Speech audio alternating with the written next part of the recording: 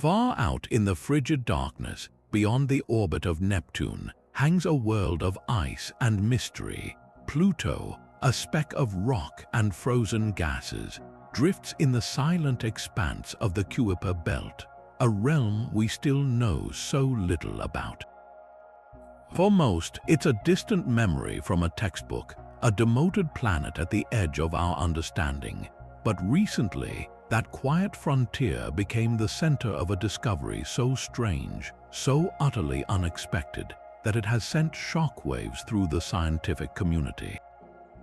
On a routine data scan from one of our most powerful deep space observatories, an anomaly appeared, a sudden, violent spike of energy where there should have been nothing but the cold, empty quiet of space. This wasn't a comet, an asteroid, or a glitch in the system. The readings pointed to something entirely new, something that defied conventional physics. Scientists have given this phenomenon a name that sounds like it's pulled straight from science fiction: a subspace rift. What could a subspace rift possibly be? Is it a tear in the very fabric of spacetime, a gateway perhaps to another dimension or a distant part of the universe? The very idea challenges everything we think we know about cosmic law. And the most baffling part of all is its location. Why there? Why near Pluto, a world we've only just begun to explore? This isn't just a curious blip on a graph. It's a profound mystery that forces us to reconsider the nature of reality itself. The detection of this rift suggests that the universe holds secrets far wilder and more wonderful than we ever dared to imagine. Secrets that are playing out right on our cosmic doorstep.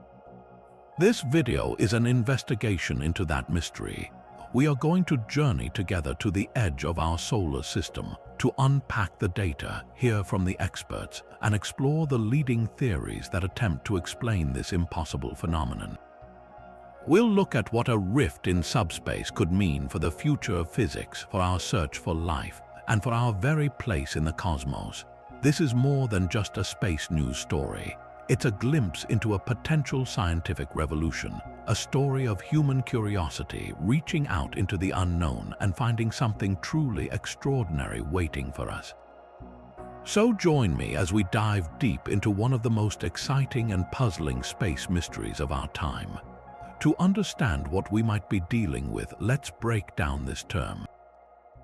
A rift implies a tear, a split, a place where something that was once whole has been pulled apart. When scientists talk about a subspace rift, they are suggesting something far more profound than a simple wormhole.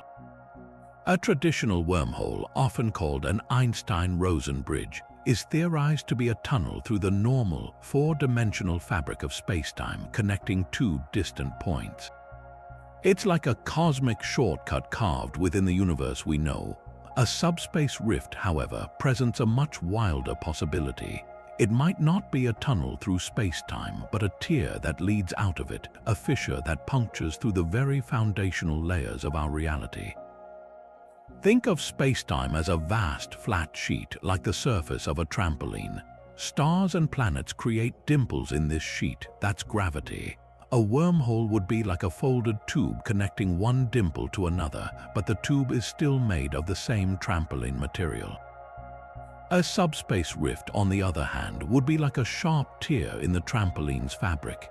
It's a rupture, a place where the rules that govern our universe simply break down. This is where concepts from advanced physics, like string theory, come into play. String theory proposes that the fundamental particles of the universe are tiny, vibrating strings, and that our universe of 4 dimensions, 3 of space and 1 of time, might actually be just one membrane or brain, floating in a higher dimensional reality often called the bulk. In this mind-bending model, a subspace rift could be a point where our membrane-like universe has been punctured or torn, creating a temporary opening into that higher dimensional bulk.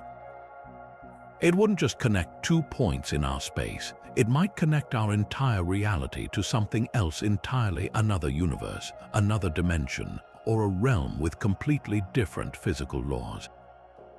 This is a crucial distinction from a black hole, which is an incredibly dense object that warps spacetime into a one-way dead end.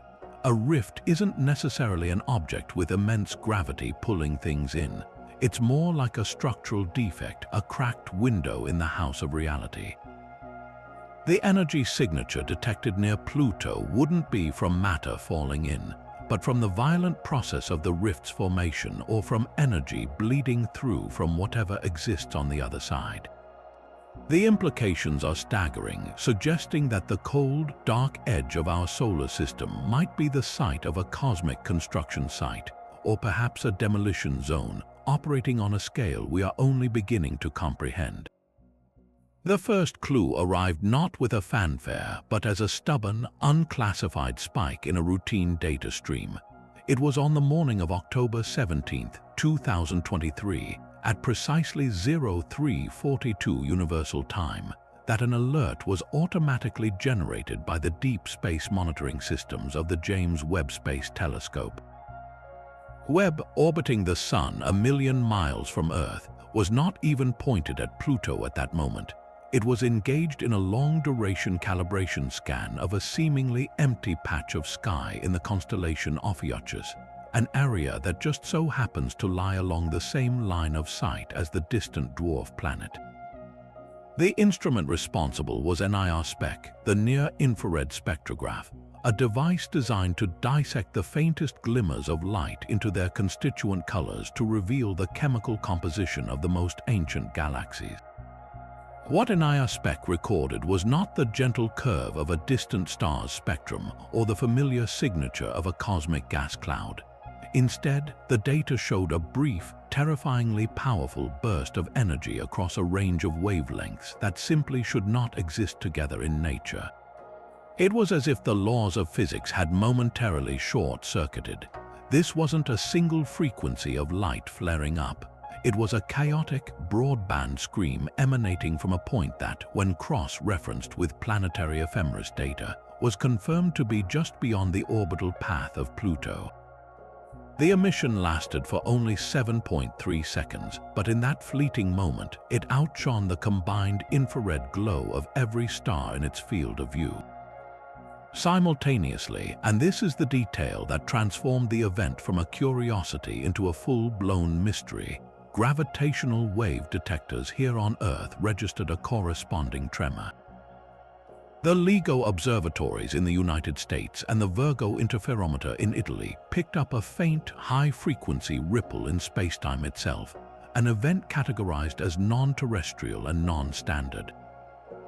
It did not match the signature of two black holes or neutron stars merging. It was a sharp, almost percussive signal, like a single, powerful tap on the fabric of the cosmos. The timing was statistically impossible to be a coincidence. Something had happened out near Pluto that had not only released an immense amount of energy as light, but had also violently shaken the foundational structure of reality. This multi-messenger detection light and gravitational waves arriving from the same point at the same time was the key piece of evidence that convinced scientists this was something entirely new, something that required a radical explanation far beyond any known celestial phenomenon. And that brings us to the single most baffling part of this entire discovery, the location.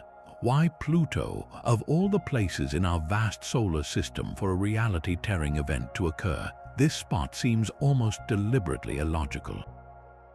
Pluto is not a cosmic powerhouse. It is not a massive star, a swirling galactic core, or even a young, volatile planet. It is, by all accounts, a quiet, frozen sentinel at the very edge of town.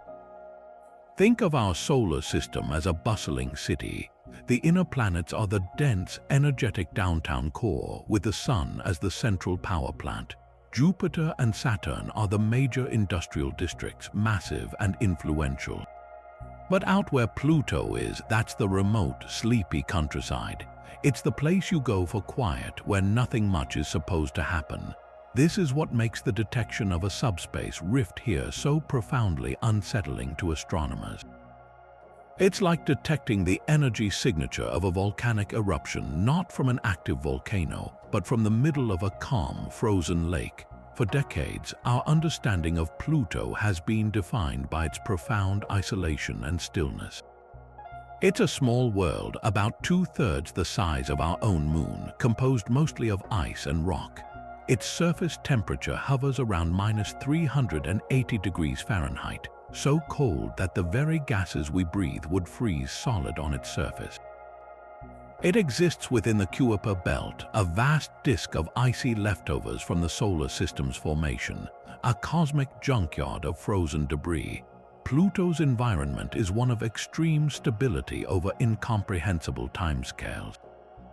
A single day on Pluto lasts about 6.5 Earth days, and it takes 248 Earth years to complete one orbit around the Sun. Its seasons change with a slowness that dwarfs human history. This is not an environment associated with sudden, violent, energetic events. This is a place of deep freeze and near-permanent silence. We've even sent a probe to visit this distant world. NASA's New Horizons spacecraft flew past Pluto in 2015, giving us our first close-up look. The images it sent back revealed a world of stunning and unexpected complexity, vast plains of frozen nitrogen, towering water ice mountains, and a giant heart-shaped glacier. But crucially, it showed no signs of tectonic activity, no evidence of a hot core, no volcanic plumes, nothing that would suggest it possesses the internal energy required to be the source of such a phenomenon. New Horizons painted a picture of a geologically diverse but ultimately dormant and frigid world. It confirmed our suspicions that Pluto is a beautiful, ancient relic, not a cosmic engine. So when an event occurs that releases enough energy to be seen from over 3 billion miles away and actually jiggles the fabric of spacetime enough for our most sensitive detectors on Earth to feel it, the immediate question is, what on Earth, or rather, what near Pluto, could possibly be responsible? The incongruity is staggering. It forces scientists to consider possibilities they would normally dismiss. Perhaps Pluto's quiet exterior is a mask hiding something incredible beneath its icy shell. Maybe the Kuiper Belt itself isn't just a collection of inert fossils, but a region with unique properties we don't yet understand. Could the very stability and cold of this region create the perfect conditions for a rift to form, like how extreme tension in a frozen material can cause it to fracture in unexpected ways? Or, in a more speculative vein, is the location not a coincidence at all? Could there be something about Pluto, or its position relative to something else in the galaxy, that makes it a natural focal point, a weak spot in the cosmic canvas? The mystery deepens because the event seems to defy not just physics but also common sense, happening in the last place anyone would ever think to look. The data itself, when you pull it up on a screen, looks less like an astronomical chart and more like a patient's electrocardiogram during a heart attack. To understand why it sent shockwaves through the scientific community, we need to look at what normal space sounds like to an instrument like the James Webb Space Telescope. When observing a patch of sky far from any bright stars, the data is typically a flat, quiet line, punctuated by the gentle, predictable curves of distant galaxies or the faint, steady hum of cosmic background radiation. It's the visual equivalent of a quiet, dark room. The event near Pluto was nothing like that. It was a scream in that silence. The spectral analysis is where the true weirdness begins. Every element in the universe has a fingerprint, a specific set of lines in the spectrum of light it emits or absorbs. Hydrogen has its signature, helium has another, and so on. When astronomers look at a star or a nebula, they see a combination of these familiar fingerprints, telling a story of composition and temperature. The light from the rift contained none of these. Instead, the spectrograph recorded a chaotic jumble of emission lines at wavelengths that don't correspond to any known element on the periodic table. It was as if the instruments were detecting the light signature of matter that doesn't obey our universe's rules of atomic structure. Even more bizarrely, these strange lines were shifting and changing within that brief 7-second window. suggesting the properties of whatever was emitting the light were themselves in a state of rapid, violent flux. Then there's the sheer scale of the energy output. Astronomers measure the brightness of celestial objects using a scale called magnitude. A difference of 5 magnitudes corresponds to a 100-fold change in brightness. The rift event in infrared light brightened by an almost incomprehensible 20 magnitudes in a fraction of a second. To put that in perspective, it would be like a single, dim light bulb in a vast, dark stadium suddenly becoming brighter than the sun. The total energy released in those few seconds is estimated to be equivalent to the entire sun's output over several hours, all concentrated into a point source no larger than a few kilometers across.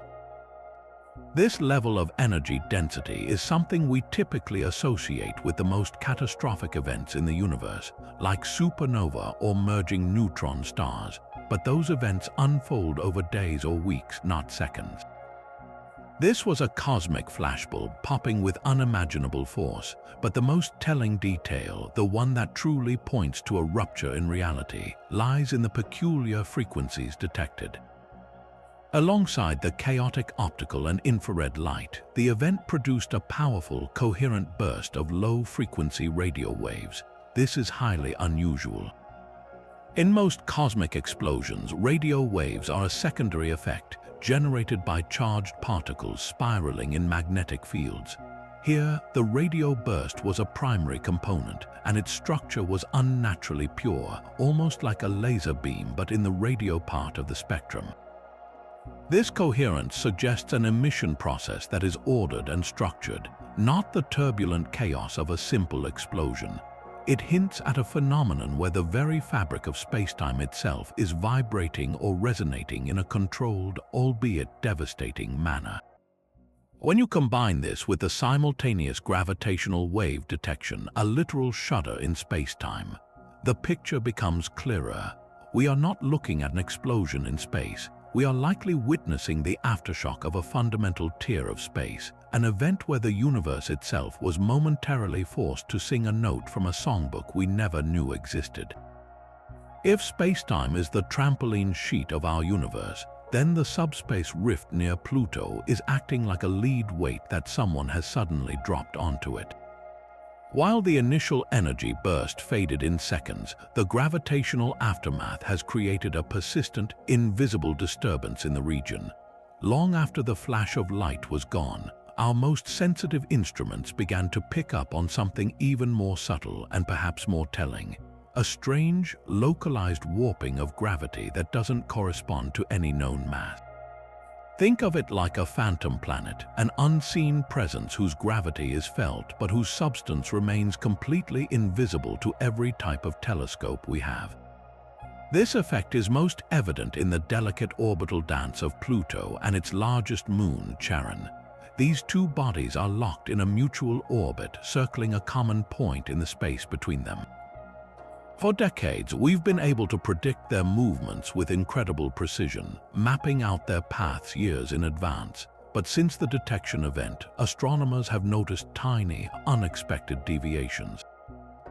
The entire Pluto-Charon system seems to be experiencing a slight, persistent tug, a gentle pull that is ever so slightly altering their trajectory. It's not a dramatic shift that would send them careening into the sun, but a minute perturbation, like a boat on a calm lake being subtly drawn by a hidden underwater current. These deviations are precisely what you would expect if a new source of mass, and therefore gravity, had suddenly appeared in their neighborhood. The problem is, when we look at that spot with every instrument at our disposal, we see absolutely nothing. No new asteroid, no rogue planet, no cloud of dust. The gravity is there, but the source is utterly undetectable by conventional means. This is where the analogy of the rubber sheet becomes so powerful. Imagine our solar system as a vast, flat sheet of stretchy rubber. The Sun, being the most massive object, creates the deepest indentation in the center. The planets each make their own smaller dents, rolling around the Sun's central well.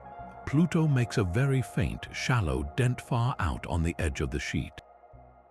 Now imagine taking a small, incredibly dense object, like a ball, bearing and pressing it into the sheet right next to Pluto's dimple. The sheet would deform locally, creating a new, steep gravity well. Pluto's orbit would be subtly altered as it now has to roll along the curved edge of this new, invisible indentation.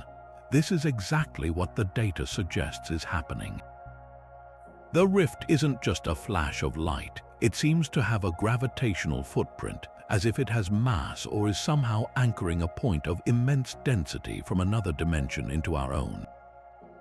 The implications of this are staggering for our understanding of gravity itself.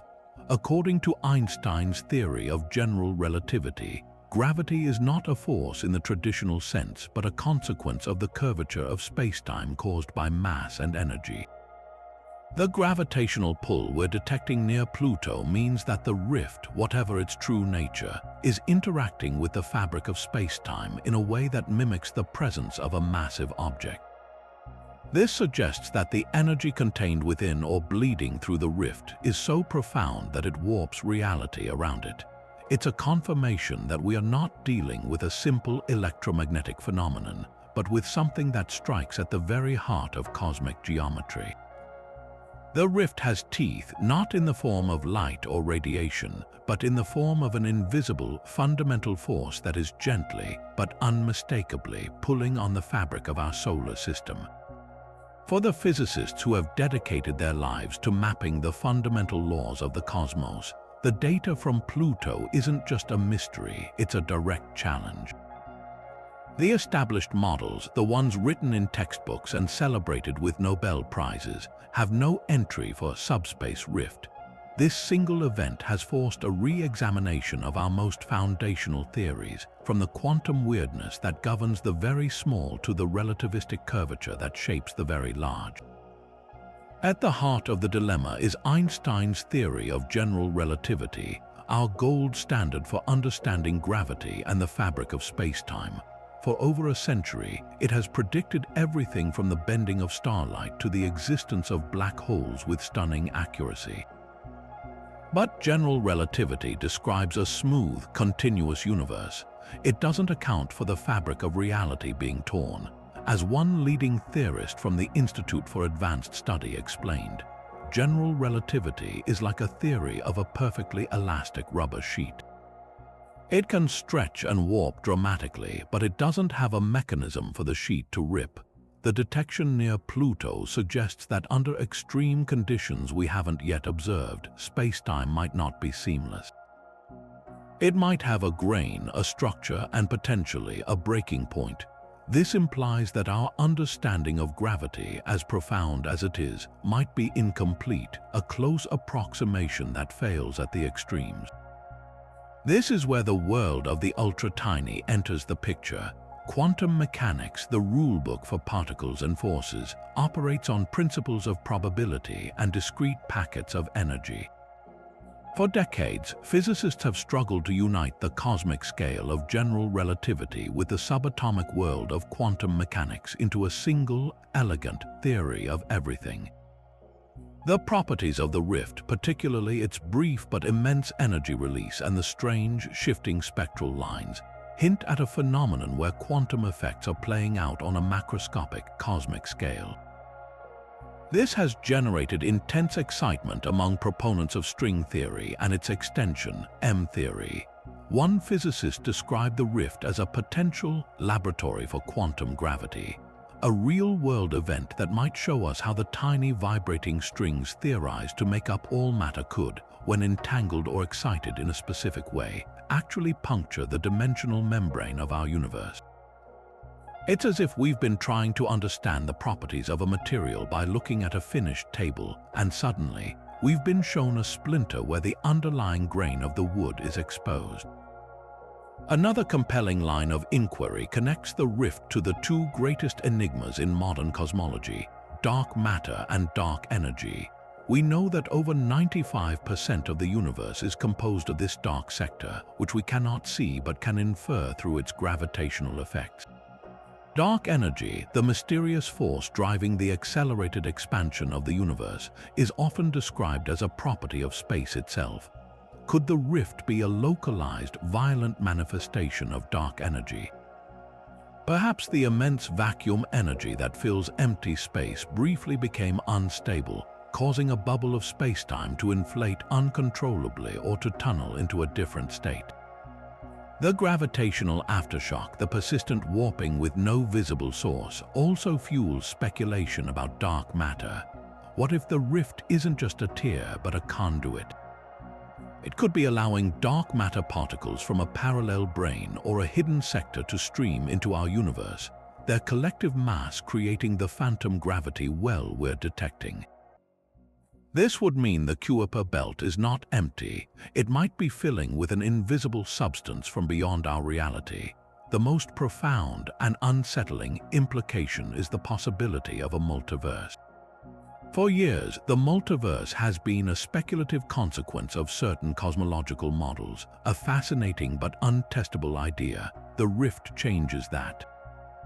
If it is indeed a temporary gateway to the bulk, the higher dimensional space predicted by M-theory, then it provides the first tangible evidence that our universe is just one bubble in a vast cosmic foam. The chaotic light signature could be the bleed-through of physical laws from a neighboring universe where constants like the speed of light or the strength of gravity are different, causing atoms to form and energy to be released in ways utterly foreign to us. This prospect divides the theoretical community. Some are exhilarated, seeing it as the dawn of a new era of exploration. Others are deeply concerned, arguing that if the rift is unstable, it could theoretically expand or trigger a chain reaction. A vacuum decay event where the laws of our universe rewrite themselves into a new, potentially uninhabitable state. The detection near Pluto, therefore, is not just an astronomical curiosity. It is a key that could unlock the next chapter of physics, forcing us to confront the humbling possibility that everything we know is just a small part of a far grander and far stranger cosmic architecture. This startling gap between established theory and observation has inevitably ignited a fierce debate within the scientific community, a debate that cuts to the very core of how we interpret the cosmos. The central question is as profound as it is simple. Is the Pluto rift a natural phenomenon, or could it be something else entirely? On one side, you have the traditionalists, the astrophysicists who believe that no matter how strange the data appears, it must have a natural explanation rooted in the laws of physics, even if those laws need a serious rewrite. On the other side, a more speculative but growing number of researchers are daring to ask the once taboo question: are we looking at evidence of intelligence? The argument for a natural origin is the default position of science, and its proponents point to history. Time and again, we have encountered cosmic mysteries that initially defied explanation: pulsars, quasars, gamma-ray bursts, each one eventually revealed to be a new, incredibly powerful, but entirely natural astrophysical engine. They argue the rift is simply the next entry in this list. Their leading hypothesis involves an exotic form of cosmic string. Not the strings from string theory, but hypothetical, ultra-dense filaments thought to have been formed in the first moments after the Big Bang. These cosmic strings would be thinner than a proton but possess immense mass, stretching across the universe. If one were to vibrate or snap, the release of energy would be catastrophic, potentially creating a temporary tear in spacetime itself. The Kuiper belt, with its vast, undisturbed reaches, could be the perfect place for such an ancient, primordial relic to have lingered unnoticed until now. The gravitational aftershock we're detecting would be the lingering distortion from the string's passage or rupture. It's a wild idea, but it stays within the realm of known, if speculative, physics. Another natural explanation points to a phenomenon called a quantum vacuum collapse. This theory suggests that what we perceive as empty space is not truly empty, but seething with quantum energy.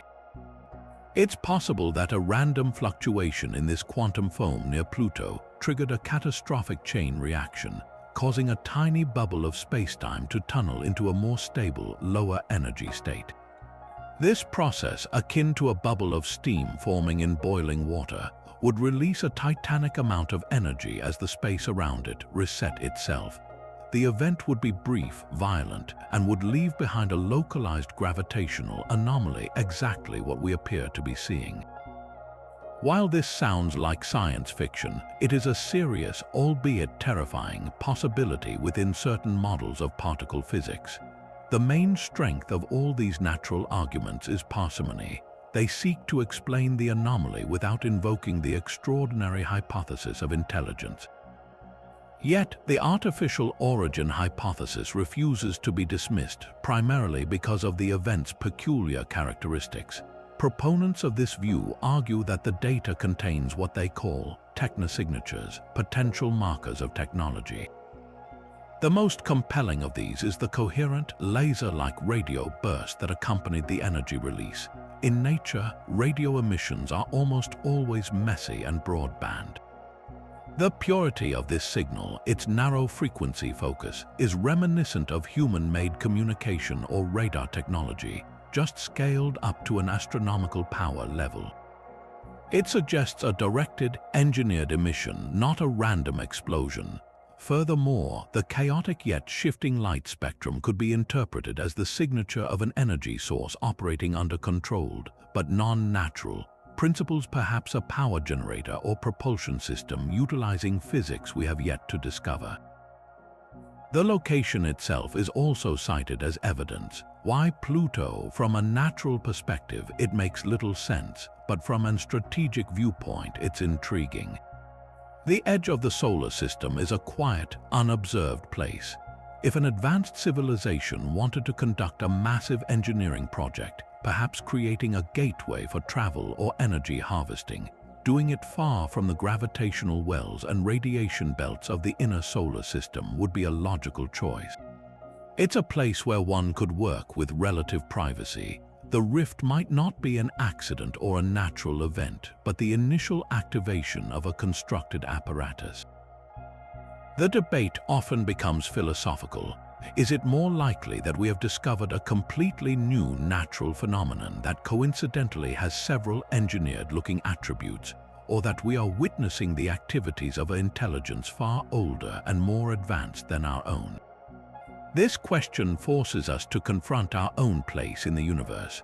Are we the sole conscious observers of the cosmos, or are we merely newcomers arriving at a party that has been going on for billions of years?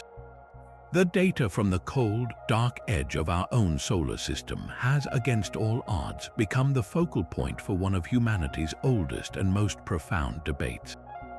What is truly remarkable is how this discovery, so strange and new to science, feels hauntingly familiar to millions of people around the world.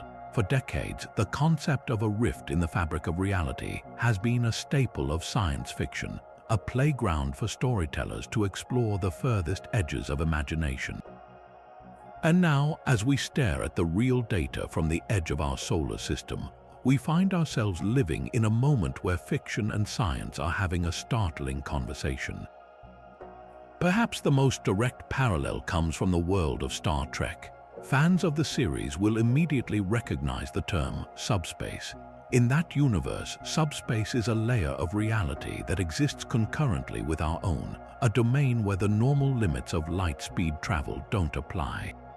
Starships use warp drives to create a bubble in subspace, allowing them to cross vast interstellar distances in a fraction of the time. The scientists who coined the term subspace rift for the Pluto event were undoubtedly aware of this pop culture touchstone. While our real-world phenomenon isn't a convenient highway for starships, the core idea is eerily similar.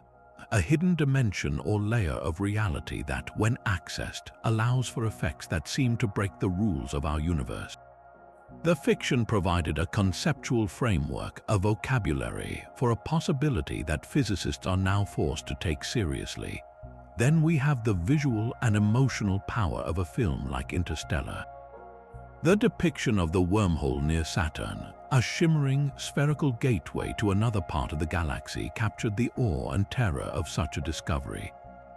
The movie's scientific advisors, including Nobel laureate Kip Thorne, worked hard to ground the wormhole in real theoretical physics, making its portrayal one of the most accurate in cinema.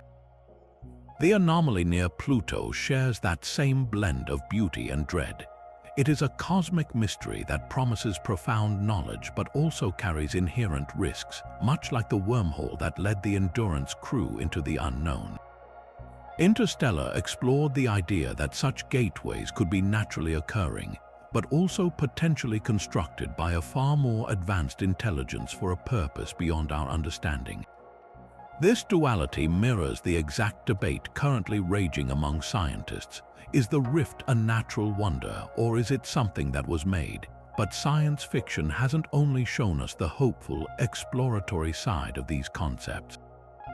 It has also served as a cautionary tale, and this is where the parallels become deeply unsettling. Consider the film Event Horizon, which presented a starship that had developed a gateway to another dimension, a gateway that turned out to be a doorway to a hellish realm of chaos.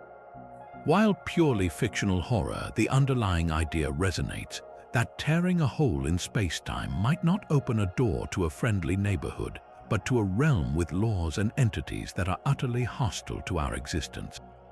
This taps into a fundamental fear: the chaotic, shifting energy signature from the Pluto rift, which doesn't match any known physics, could be interpreted in a terrifying light.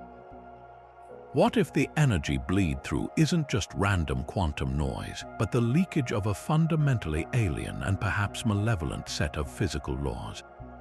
Fiction allows us to emotionally prepare for possibilities that pure scientific analysis might shy away from. This relationship between science fiction and real-world discovery is not a new phenomenon. Writers like Arthur C. Clarke and H.G. Wells imagined technologies and concepts decades or even centuries before they became reality. Clarke famously predicted communication satellites.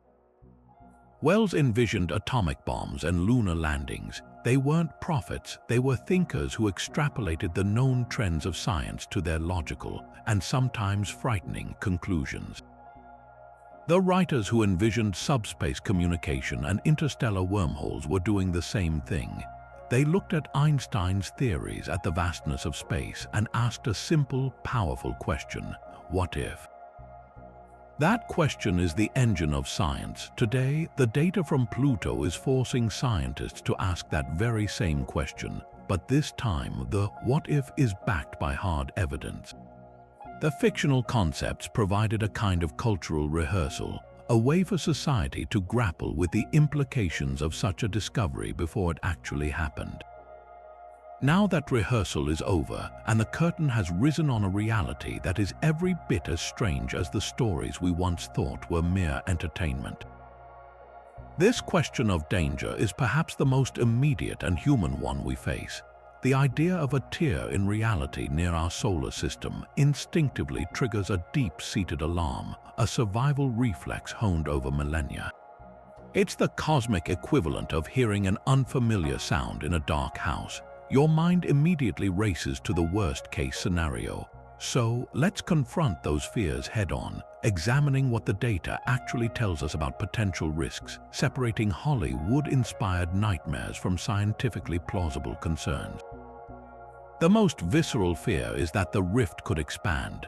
What if this small tear in space-time doesn't heal, but instead grows larger, like a run in a stocking, eventually consuming Pluto, then the outer solar system, and perhaps even Earth?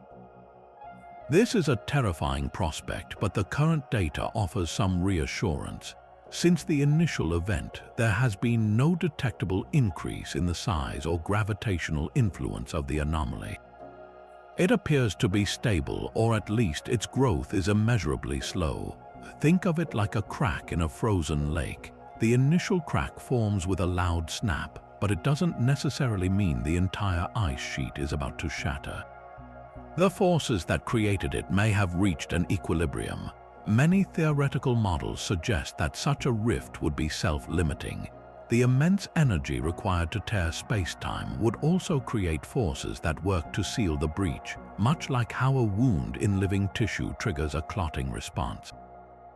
The universe, it seems, has a kind of immune system that resists such fundamental damage. a more tangible and perhaps more likely danger involves radiation. The initial burst was a storm of high-energy particles across the electromagnetic spectrum. If a similar event were to occur closer to Earth, or if the rift were to become an ongoing source of such emissions, it could pose a significant threat. Intense gamma radiation, for example, is capable of stripping away a planet's ozone layer, exposing its surface to deadly levels of solar ultraviolet radiation and potentially triggering a mass extinction event. However, Pluto's location is our greatest shield. The immense distance over 3 billion miles acts as a fantastic buffer. The energy from the event dissipated according to the inverse square law, meaning its intensity weakened dramatically as it traveled. By the time any radiation reached the inner solar system, it would be indistinguishable from the background cosmic noise. The real radiation risk would only be for any future spacecraft or potential habitats we might establish in the Kuiper belt itself, requiring advanced shielding for anyone operating in that region. Then there's the possibility of gravitational destabilization. We've already detected the rift's phantom gravity gently tugging on the Pluto-Charon system. Could this perturbation escalate, sending Kuiper belt objects careening inward, creating a shower of comets and asteroids that could bombard the inner planets? This scenario, while a staple of disaster movies, is considered extremely unlikely by dynamicists who model orbital mechanics. The gravitational influence of the rift, while measurable, is still minuscule compared to the overwhelming pull of the Sun. It's like trying to change the course of a massive ocean liner by tossing a pebble near its bow. The effect is virtually negligible on a large scale. The orbits of the planets are incredibly stable over billion-year timescales, and a localized anomaly like this would not be nearly powerful enough to disrupt that profound gravitational order. Perhaps the most speculative, yet most profound, danger is one that strikes at the laws of physics themselves, the concept of vacuum decay. This theory suggests that our universe exists in a false vacuum, a metastable state that isn't truly the lowest possible energy level.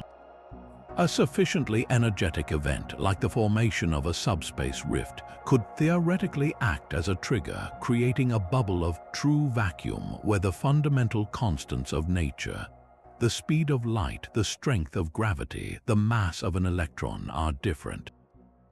This bubble would then expand at the speed of light, rewriting the laws of physics as it goes. Anything caught within it would cease to exist as we know it. Atoms would disintegrate, and matter itself would be reconfigured. It would be an end to reality as we understand it. While this is a legitimate, albeit fringe, concept in quantum field theory, most physicists consider the probability to be vanishingly small. The universe has endured for over 13 billion years through countless supernova and cosmic collisions without such an event occurring, suggesting our vacuum is remarkably stable. The rift near Pluto is more likely a fascinating crack in the cosmic pavement than a lit fuse on a universe-ending bomb. Balancing these concerns is the fundamental principle of scientific caution. The history of astronomy is filled with moments of initial alarm giving way to understanding. When pulsars were first discovered, their perfectly timed radio pulses were so artificial, seeming that astronomers half-jokingly labeled them LGM for little green men. They turned out to be rapidly spinning neutron stars, a stunning natural phenomenon. The cautious approach is not to panic, but to observe, to model, and to learn. The potential benefits of studying the rift are monumental. It could revolutionize our understanding of physics, energy, and our place in the cosmos. The path forward, then, is not one of retreat, but of vigilant, meticulous exploration. We must send new missions equipped with specialized sensors to study this phenomenon up close, treating it with the respect it deserves, but also with the courageous curiosity that defines our species. The greatest danger may not be the rift itself, but the opportunity we would miss by turning away from the unknown out of fear. This notion of a localized gravitational disturbance naturally forces us to widen our view, to consider the Kuiper belt not as a static backdrop, but as a dynamic system that could be profoundly influenced by this new anomaly. If the rift's phantom gravity is enough to subtly tug on Pluto, a world with significant mass, what could it be doing to the countless smaller, icy bodies that populate this vast frontier? The Kuiper belt is far from empty. It's a swirling disk of primordial remnants, a cosmic reservoir containing perhaps hundreds of thousands of objects larger than 100 kilometers across, and countless more smaller ones. These objects exist in a delicate gravitational balance, their orbits choreographed over billions of years by the distant pull of the Sun and the giant planets. Introducing a new, unpredictable source of gravity into this mix is like dropping a powerful magnet into a box of iron filings. It has the potential to rewrite the entire arrangement. The most immediate concern for astronomers is the possibility of orbital destabilization. Many Kuiper belt objects, or KBOS, follow stable, resonant orbits, meaning their paths around the Sun are locked in a precise rhythmic relationship with Neptune's orbit. This gravitational harmony is what has kept the Kuiper belt relatively orderly. The persistent gravitational pull of the rift, however, could act as a constant, low-level perturbation, gradually nudging these objects out of their stable resonances. Over time, this could send them onto new, more elliptical paths that swing them into the inner solar system. In essence, the rift could be acting as a cosmic slingshot, transforming peaceful Kuiper belt residents into potentially hazardous long-period comets. These comets, with orbits lasting thousands or even millions of years, are notoriously difficult to predict and can arrive from the depths of space with immense speed and energy. While the probability of any single object being aimed directly at Earth is vanishingly small, an increase in the number of such objects entering the inner solar system would statistically raise the risk of a future impact event. But the effect might not be a slow, gradual process. Some models suggest a more dramatic scenario. If the rift's formation was a violent event, it wouldn't have just released energy as light and gravitational waves. It would have also sent a powerful pressure wave rippling through the sparse material of the Kuiper belt. Think of it like a sonic boom moving through fog, causing water droplets to suddenly condense and move. This shock wave, propagating outward from the epicenter near Pluto, could have delivered kinetic kicks to countless icy bodies, imparting enough energy to instantly alter their trajectories. We might not see the results of this for decades or even centuries, as it takes an immense amount of time for orbital changes to fully manifest across such vast distances. Our current telescopes are only capable of tracking a tiny fraction of the Kuiper belt's population, so a sudden, silent reshuffling of thousands of smaller objects could easily go unnoticed for now. We would be like someone standing on a shoreline, unaware that a landslide has just occurred far out at sea. We won't see the waves until they finally reach the coast. This leads to a fascinating and counterintuitive possibility. The rift might actually help solve an old astronomical mystery. For years, scientists have observed a curious clustering of orbits among some of the most distant KBOS, objects that orbit far beyond Pluto. Their paths seem to be oddly aligned, as if shepherded by the gravity of an unseen, massive planet, the hypothetical Planet 9. The rift's gravitational signature presents an alternative explanation. What if this orbital clustering isn't caused by a single large planet, but by the distributed gravitational influence of the rift anomaly? Its unusual field could be warping the paths of these distant objects in a way that mimics the effect of a massive planetary body. If true, it would mean we are not searching for a new world, but for a fundamental flaw in the structure of spacetime itself, a scar left behind by a singular event that is now passively sculpting the outermost reaches of our solar system.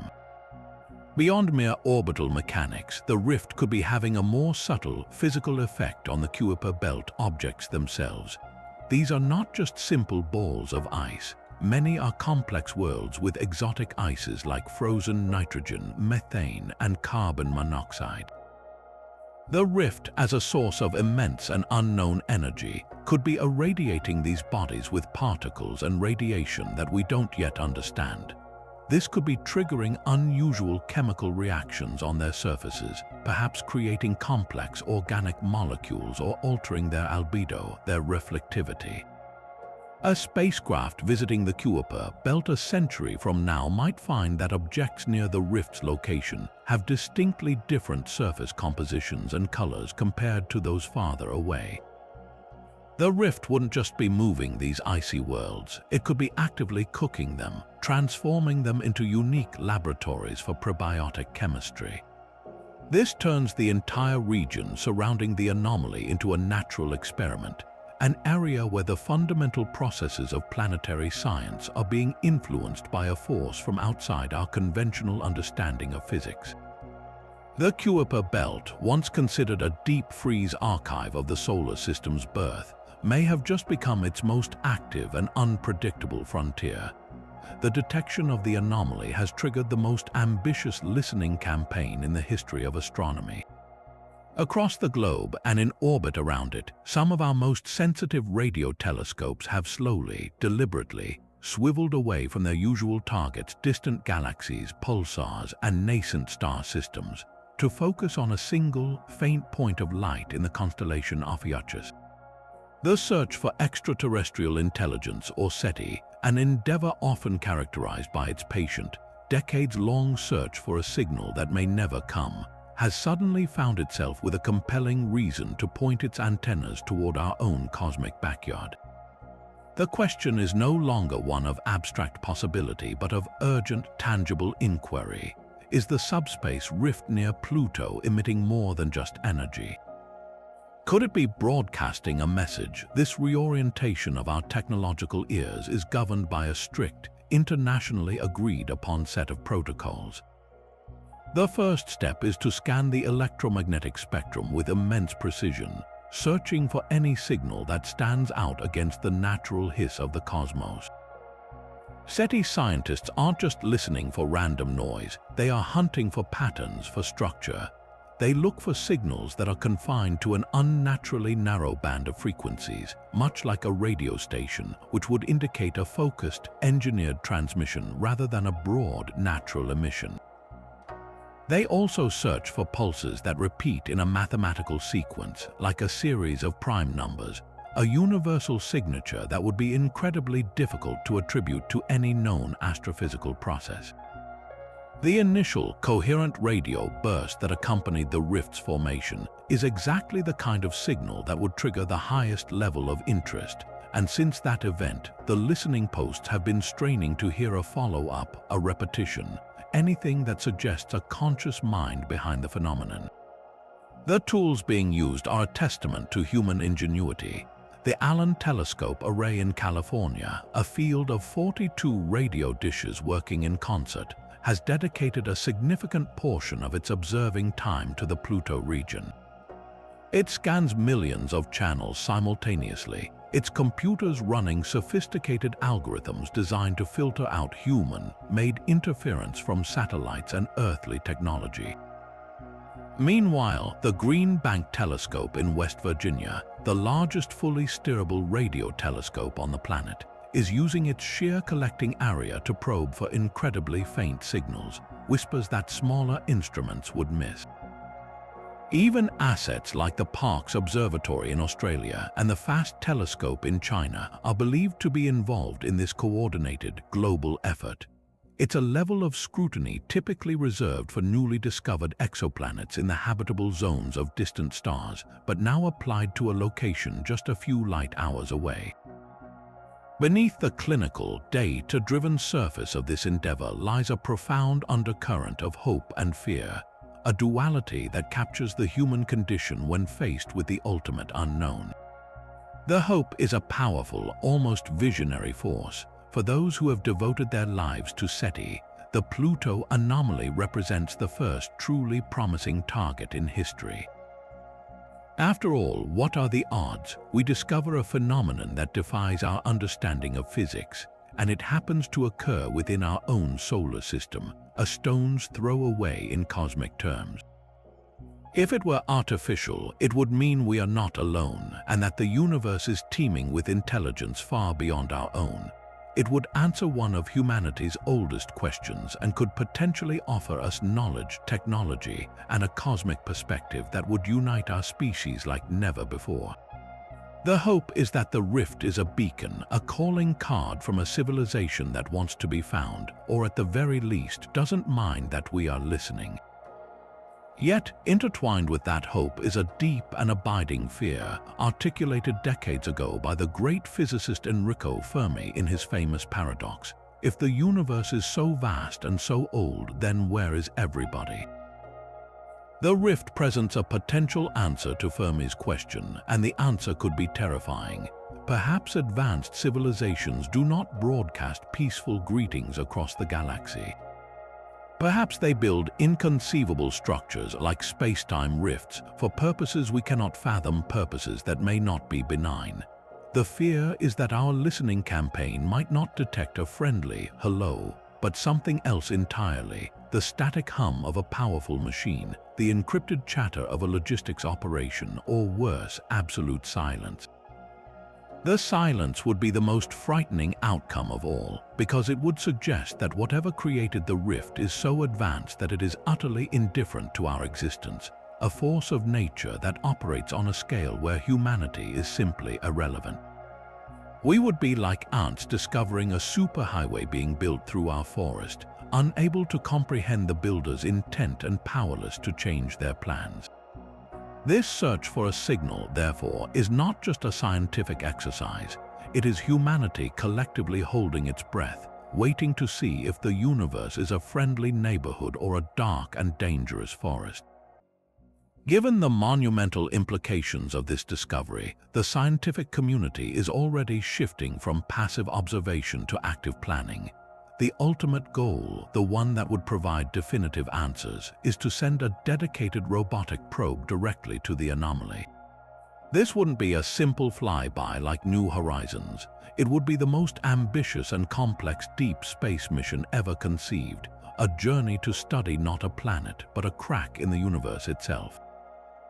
The conceptual designs now being sketched out in laboratories from NASA to the European Space Agency envision a spacecraft that is part explorer, part physicist, and part fortress, built to endure a voyage into the truly unknown. The first and most daunting hurdle is the sheer distance. Pluto is over 3 billion miles away, a journey that took the New Horizons probe nearly 9.5 years. A mission to the rift would face a similar, if not longer, transit time. This presents a fundamental challenge of preservation. How do you keep a spacecraft and its delicate instruments functioning for over a decade in the void of space? Current missions rely on radioisotope thermoelectric generators, or RTGS, which provide power by converting the heat from the decay of plutonium into electricity. For a rift mission, an advanced next-generation RTG would be essential, one capable of providing stable power for 20 years or more. Every system would need to be designed with unprecedented redundancy, with multiple backup components sleeping in a state of hibernation, ready to awaken if a primary system fails. The spacecraft's computer would need a level of artificial intelligence far beyond what we use today, capable of diagnosing and repairing problems autonomously, as a signal from Earth telling it what to do would take over 4 hours to arrive one way. This probe would be, by necessity, the most independent robot ever built, a lone ambassador on a one-way trip into the darkness, but surviving the journey is only half the battle. The probe must also be hardened to survive the destination. We have no clear idea what the local environment near a subspace rift is like. The initial energy burst suggests it could be flooded with unpredictable levels of radiation across the entire spectrum. The spacecraft would likely need a shelter, a vault made of advanced composites and heavy metals to shield its core electronics from this unknown onslaught. Even more challenging is the gravitational environment. The phantom gravity well could tug the probe in unpredictable ways, requiring incredibly sophisticated and robust navigation thrusters to maintain a stable observational position. We wouldn't just be parking near a planet, we'd be attempting to hold station at the edge of a miniature, invisible black hole. The probe's structure would need to be engineered to withstand tidal forces, the subtle but powerful stretching that occurs near intense gravitational fields, preventing the spacecraft from being literally pulled apart. The instruments on board would be unlike anything we've ever flown. Standard cameras and spectrometers might be useless or blinded by the energy bleed through. Instead, the probe would need a suite of exotic sensors designed to measure the fabric of reality itself. It would carry ultra-sensitive gravitometers to map the rift's gravitational field in 3 dimensions. It would need quantum entanglement detectors, a technology still in its infancy on Earth, to try and sense any changes in the fundamental quantum fields. Most crucially, it would deploy what engineers call sacrificial sensors, small, hardened packages that could be gently maneuvered closer to the epicenter of the anomaly, transmitting data back until they are inevitably destroyed by the extreme conditions. Each failure would teach us something new about the rift's destructive potential. The entire mission would be a high-stakes game of dare with the laws of physics, inching closer and closer to the edge to see what happens. Imagine this probe's final approach. After a decade of silent travel, it wakes from its long slumber. It begins to detect the gravitational tug, a gentle pull that grows stronger with each passing day. Long before any optical sensor can see anything unusual, the navigation systems are already working overtime to correct its course against this invisible current. Then the energy sensors start to spike, not in a violent burst but in a persistent, low-level hum that is utterly alien. As it draws closer, it might not see a visible tear or a shimmering portal. The rift might be completely invisible to conventional light. Instead, the probe's true eyes, its gravitational and quantum field sensors, would begin to paint a picture. They would reveal the distortion of spacetime as a complex, swirling vortex, a gravitational whirlpool where the normal grid of space and time is twisted into impossible geometries. The data streaming back to Earth would be a torrent of numbers, a raw language of reality under stress that would take teams of physicists years to decode. The first close-up images of a subspace rift would not be a photograph. They would be a mathematical map, a blueprint of a broken law, showing us for the first time what the universe looks like when it is torn. The staggering scale of the energy released near Pluto forces us to confront a question that borders on the theological. What could possibly fuel such an event? To grasp the magnitude, consider that the entire human race, with all our power plants, cities, and industries, consumes a tiny fraction of the energy our sun produces every second. The rift event, in its brief 7-second existence, output more energy than our sun does over several hours. This isn't just a larger fire, it's a completely different order of phenomenon, suggesting a power source that operates on a fundamental cosmic level. The most compelling theories point to possibilities that would rewrite the textbooks on energy itself. One leading hypothesis is that the rift is a natural, albeit catastrophic, mechanism for tapping into the quantum vacuum. We often think of empty space as truly empty, but according to quantum physics, the vacuum is a seething, bubbling sea of virtual particles that constantly pop in and out of existence. This quantum foam contains an almost unimaginable density of energy, but it's normally completely untappable because these particle pairs annihilate each other almost instantly. However, under extreme conditions like those perhaps created by a snapping cosmic string or a quantum fluctuation near Pluto, this balance could be shattered. The rift might act as a cosmic short circuit, providing a pathway for these virtual particles to become real before they can annihilate, releasing their immense latent energy in a violent flash. It would be like piercing a high-pressure hydraulic line. The energy was always there, contained and dormant, until a rupture allows it to explode into our reality. An even more profound possibility is that the rift isn't generating energy from within our universe at all, but is acting as a conduit, drawing power from another dimension or a parallel universe.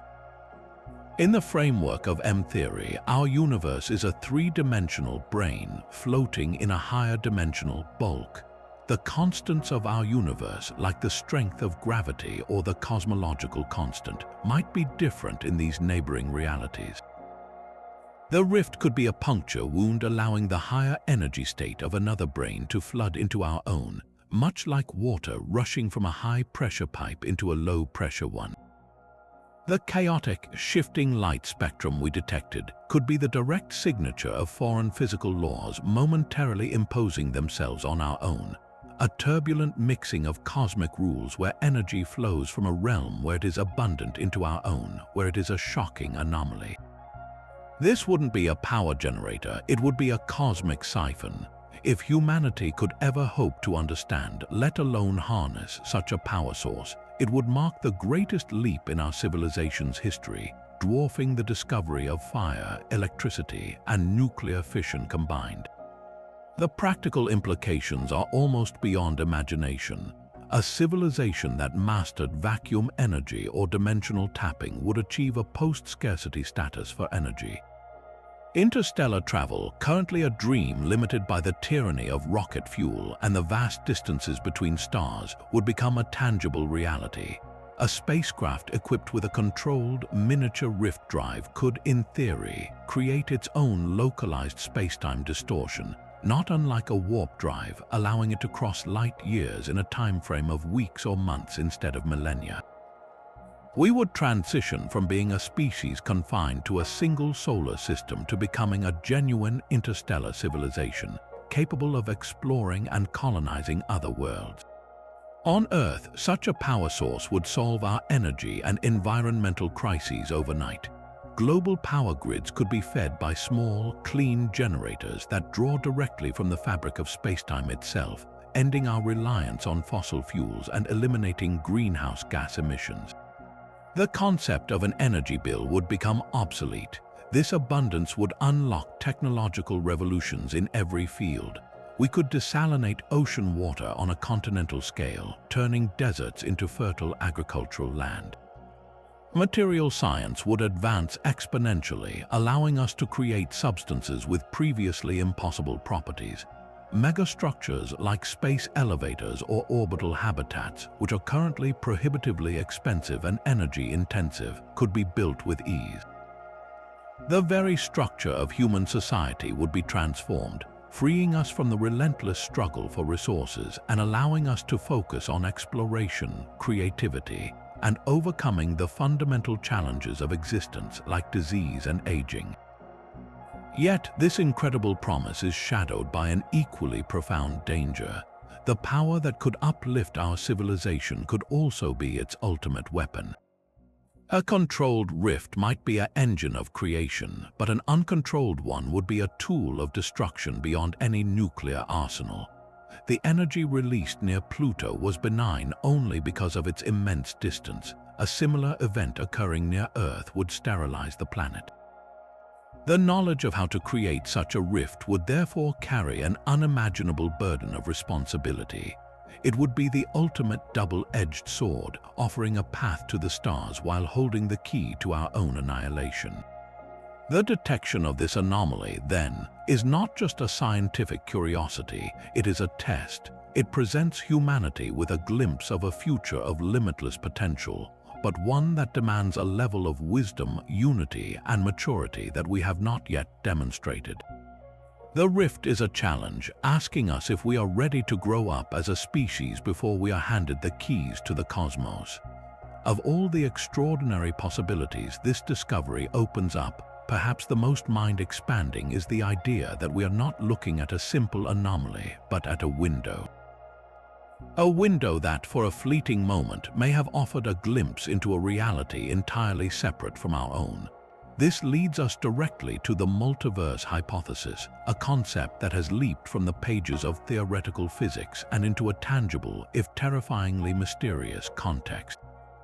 To grasp what a multiverse might be, let's start with a simple analogy. Think of our universe as a single, vast bubble floating in an unimaginably larger space.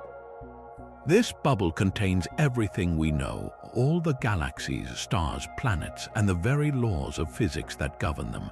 The multiverse theory suggests that our bubble is not alone. It posits that this grander space, often called the bulk or hyperspace, is filled with countless other bubbles, each a separate universe with its own unique history, and crucially, its own unique set of physical laws. Some of these universes might be almost identical to ours, with just a few tiny changes. Others could be so radically different that matter as we know it could never form, filled with substances and forces we cannot even imagine. The rift near Pluto, then, might not be a tear within our bubble, but a temporary puncture between bubbles, a place where the walls of our universe have thinned enough for something from the outside to briefly seep in. If this is true, what kind of evidence would scientists be scrambling to find in the data?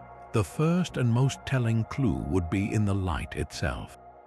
In our universe, the laws of physics are defined by a set of fundamental constants.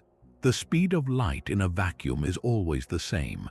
The strength of the force that holds atoms together has a specific value. The mass of an electron is precisely what it is. These constants are the unchanging rules of the game in our cosmic arena. But in another universe, the game could be played by completely different rules. The light bleeding through the rift could carry the signature of these foreign laws. For instance, if the fine structure constant which governs the strength of electromagnetic interactions were slightly different in that other universe, the spectral lines of hydrogen atoms there would appear at wildly different wavelengths than anything we've ever catalogued. The chaotic, unrecognizable jumble of emission lines detected by the James Webb Space Telescope could be exactly that, the confused light of a reality where atoms themselves are built on a slightly different blueprint. Beyond light, researchers would be hunting for particles that simply have no business existing in our cosmos. Our standard model of particle physics is a complete inventory of the building blocks of reality as we understand it. We have quarks, electrons, neutrinos, and the force-carrying particles like photons. If the rift were a gateway, it could have allowed exotic particles from a parallel universe to briefly tunnel into our own. These wouldn't be dark matter, which is still part of our universe's inventory, but truly alien entities. They might be particles with strange properties, like traveling faster than light in our vacuum or having fractional electric charges that don't fit our models.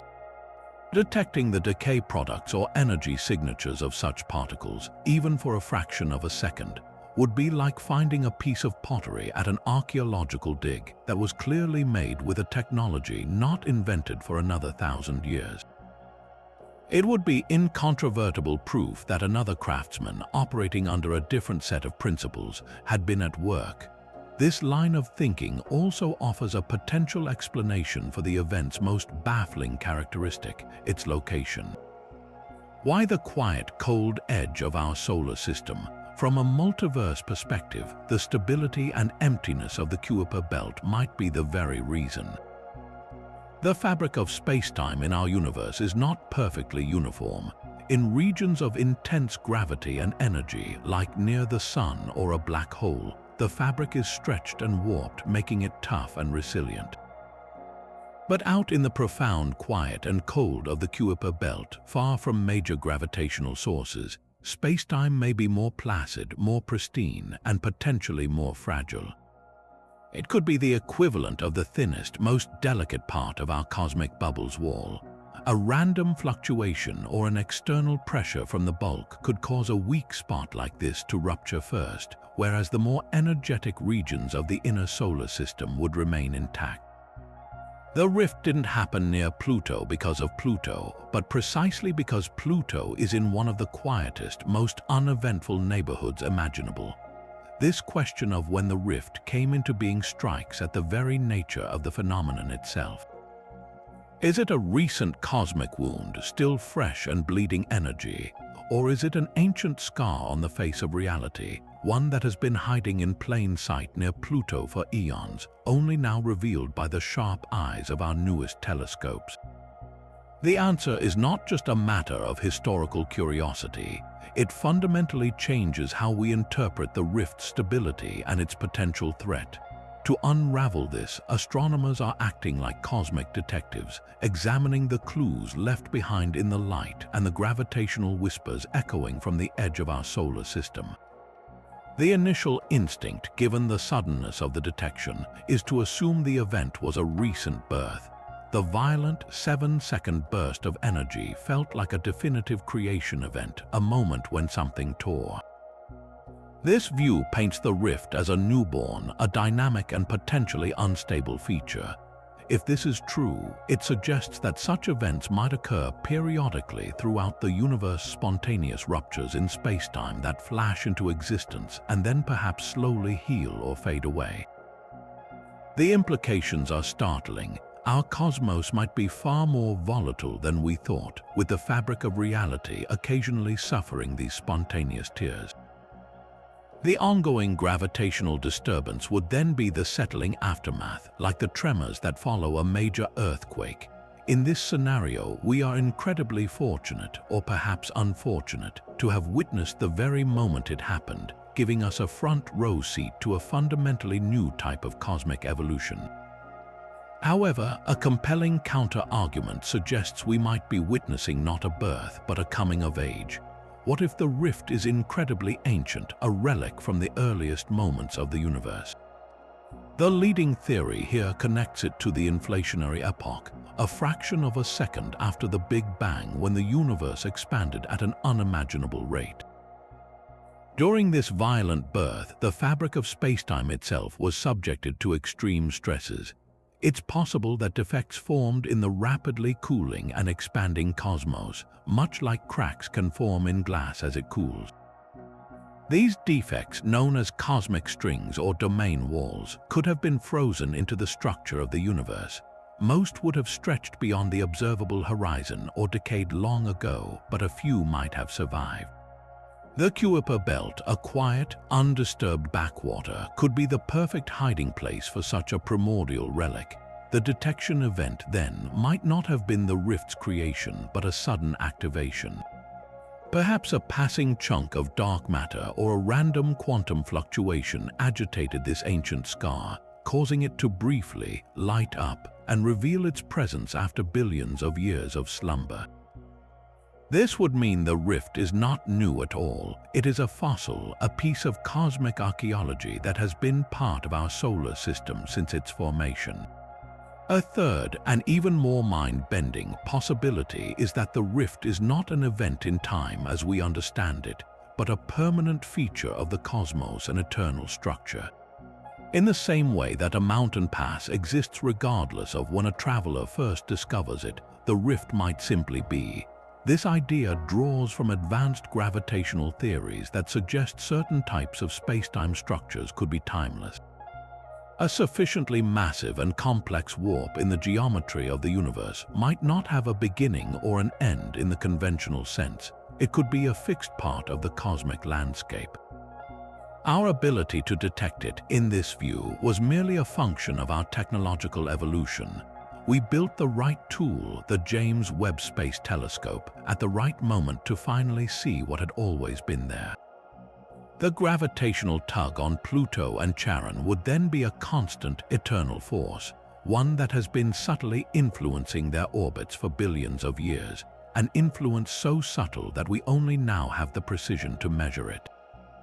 This transforms the rift from a transient event into a permanent landmark on the map of the universe, a natural feature as enduring as a galaxy.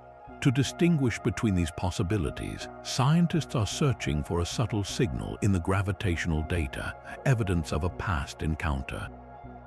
They are running sophisticated simulations of the Kuiper Belt's history, rewinding the clock to see if the current orbits of its myriad objects can be explained by the rift's persistent gravity. If they find that the peculiar orbits of certain distant Kuiper belt objects are best explained by the rift's influence acting over millions of years, that would be strong evidence for its ancient or eternal nature. It would be like finding a river that has carved a canyon. The depth of the canyon tells you the river has been flowing for a very long time. Conversely, if the orbits show no signs of such long-term perturbation, it would point toward a recent explosive origin. The phantom gravity well would be a new feature on the block, and its neighbors haven't yet had time to adjust their paths accordingly. This delicate astronomical detective work is ongoing, and the answer it provides will determine whether the subspace rift is a fleeting flash in the pan or a timeless monument to the deepest secrets of the cosmos. The announcement of the anomaly sent a shockwave through the global scientific community, but the initial tremor was followed not by chaos, but by a carefully coordinated and in many ways unprecedented mobilization. Virtually overnight, the priorities of the world's leading space agencies and research institutions were realigned. Projects decades in the making were suddenly put on hold, telescope time was ruthlessly reallocated, and funding streams were diverted with an urgency typically reserved for national emergencies. This wasn't a competitive race to a moon landing.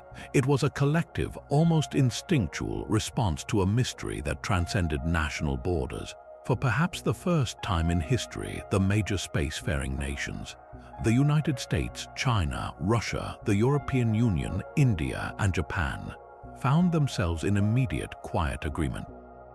The potential implications of the Pluto event were too vast and the risks too profound for any one nation to go it alone. An informal yet powerful international coalition began to form, centered around shared data and a common goal, understanding what we are facing. This spirit of collaboration, however, exists in a delicate and tense dance with the ingrained instincts of government secrecy. The initial data from the James Webb Space Telescope, a project led by NASA with significant contributions from the European and Canadian space agencies, was made public within days, in keeping with the tradition of open scientific inquiry. But what followed was a different story. The raw gravitational wave data from LIGO and Virgo, and the subsequent, more sensitive observations from military-grade satellites capable of detecting subtle energy signatures, were quickly classified. The reasoning from defense departments was stark. We do not know what this is, and until we can assess whether it represents a potential threat or, just as consequentially, a potential technological advantage, certain information must be kept compartmentalized. This created an immediate and frustrating divide within the scientific community. University astrophysicists, who are essential to interpreting the data, found themselves needing security clearances to access the full picture, while their government counterparts who possessed the data lacked the deep specialized knowledge to fully understand it. The human drama playing out in laboratories and conference rooms is a fascinating microcosm of this tension. On one side, you have the career scientists whose lives are dedicated to the principle of open knowledge. For them, secrecy is an anathema to progress. They argue that the puzzle of the rift is too complex for any single group to solve, that it requires the collective brainpower of the entire global community, the kind of crowd-sourced genius that unraveled the structure of proteins or identified gravitational waves. They speak passionately at hastily organized virtual symposia, pleading for transparency, for the chance to post the data on open servers where thousands of bright minds can scrutinize it. They see the classification of cosmic data as a profound failure of vision, a retreat into tribal thinking when faced with a phenomenon that is, by its very nature, the property of all humanity. On the other side are the policy makers and security officials who operate under a different set of imperatives. Their primary duty is to protect their citizens and maintain national stability. To them, the rift is not just a scientific wonder, it is an unknown variable introduced into the delicate equations of global power. What if the phenomenon can be replicated? What if it leads to a new form of energy or propulsion? The nation that masters this physics first would gain an advantage so decisive it could reshape the world order. The fear of a technological surprise, of a rival nation secretly developing a weapon based on principles we don't yet understand, is a powerful motivator for secrecy. Furthermore, there is the terrifying question of public reaction.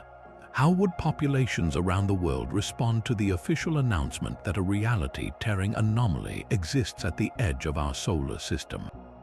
The potential for panic, for social and economic disruption, is a risk that governments feel obligated to manage carefully, leading to a controlled drip feed of information. This has led to a strange new paradigm of scientific diplomacy. Instead of public conferences, there are closed-door sessions under Chatham House rules, where scientists and officials from adversarial nations speak with a startling candor, knowing their comments cannot be attributed. Shared analysis tasks are distributed across supercomputers in different countries, with each team working on a piece of the puzzle without seeing the whole picture. A scientific version of the Manhattan Project, but with the participants scattered across the globe and bound by non-disclosure agreements. The very language used in official communications has become a study in careful nuance.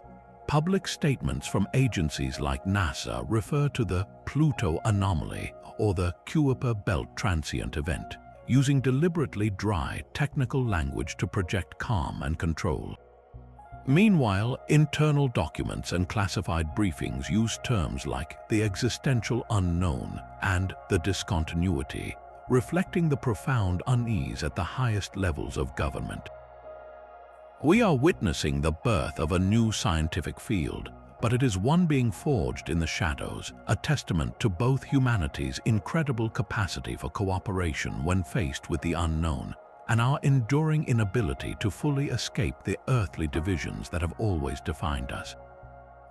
While scientists were grappling with the data behind closed doors, the news of the discovery broke into the public sphere not with a carefully orchestrated press conference but through a leak. An anonymous post on an online astronomy forum, linking to a redacted internal memo from a European Space Agency server, was the spark. Within hours, the story was picked up by a tech blogger, and from there, it exploded across the global news cycle like a supernova. The initial headline from a major online news outlet set the tone for much of what was to follow.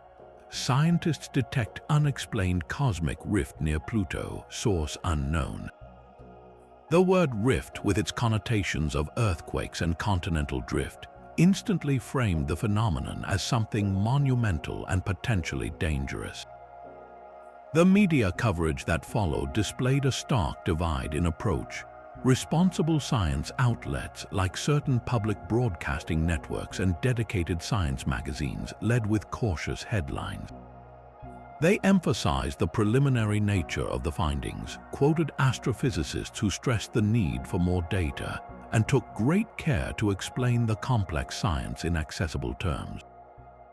They used analogies like the trampoline sheet and focused on the exciting possibility of new physics, presenting the discovery as a challenging puzzle rather than an imminent threat. Their tone was one of measured wonder, inviting the public to share in the awe of scientific exploration without succumbing to fear. In stark contrast, the sensationalist wing of the media pounced on the story's more terrifying implications. Tabloid headlines screamed about a gateway to hell or a doomsday portal at the edge of the solar system. Cable news channels featured panels where non-expert commentators debated the existential risks with dramatic urgency, often giving equal weight to a Nobel laureate and a conspiracy theorist. These segments frequently used ominous background music, flashing graphics of black holes, and loaded phrases like, "what they're not telling you." The coherent radio burst was framed not as a curious technosignature, but as potential proof of an alien armada preparing for invasion. This type of coverage, designed for maximum engagement, bypassed the nuance of the scientific process and tapped directly into primal fears of the unknown. This media schism naturally produced a wide spectrum of public reaction. For many, the news was a source of pure, unadulterated wonder. amateur astronomers pointed their telescopes toward Pluto, not expecting to see anything but feeling a connection to the mystery. Online communities dedicated to space exploration and science fiction lit up with enthusiastic speculation, dissecting every scrap of available data with the fervor of detectives. For these individuals, the discovery was a reminder that the universe is still a place of magic and mystery, a validation of humanity's endless curiosity.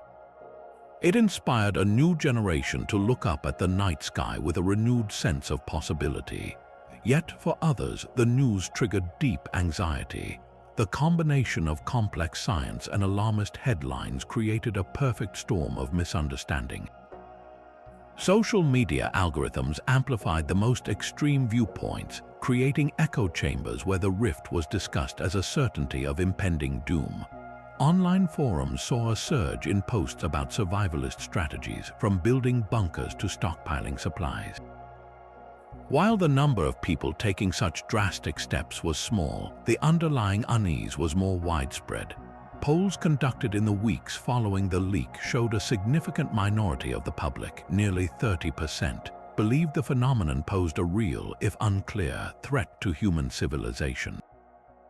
This anxiety wasn't always about aliens or vacuum decay. For many, it was a more general fear of instability, a sense that the fundamental rules of the world they understood were suddenly being called into question.